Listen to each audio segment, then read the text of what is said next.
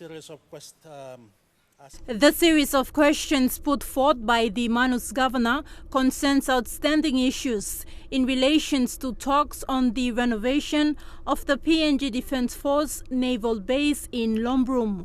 While the questions were directed at Foreign Affairs Minister Patrick Purites, the Defence Minister and Prime Minister were asked to take note of the concerns.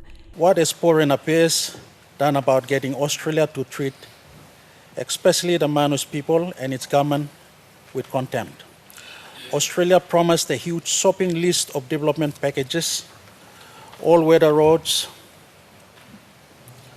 hospitals, schools, highways, etc., and that remain undelivered to date. After the refugees debacle, Manus people are being treated with contempt with a so-called Lombrum MOU, a defense intervention arrangement where large construction facilities are being developed in Momoti and Lombrum under the pretext of upgrading the PNG Defence Force Naval Training College on Lombrum.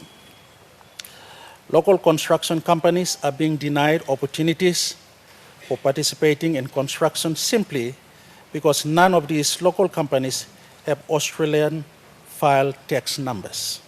In 2018, when U.S. Vice President Mike Pence spoke at the APEC Leaders Summit in Port Moresby, Pence announced that U.S. will support the joint effort by PNG and Australian governments to build a naval base in Manus. However, that statement was rebutted by political leaders from Manus since 2018.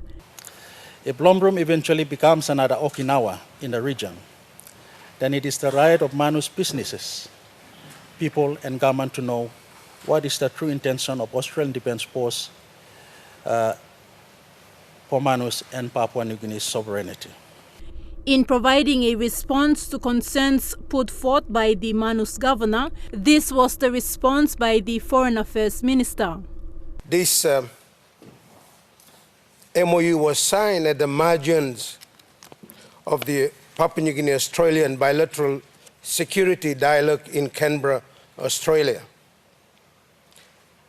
And this particular MOU, Mr. Speaker, concerns the joint initiative at Lombrum Naval Base and associated activities was signed by our defence official and the Secretary for Defence of Australia. Mr. Speaker, the main objective is in twofold. Number one is to facilitate the construction, the upgrade and maintenance of certain facilities and infrastructure at Lombrum Naval Base.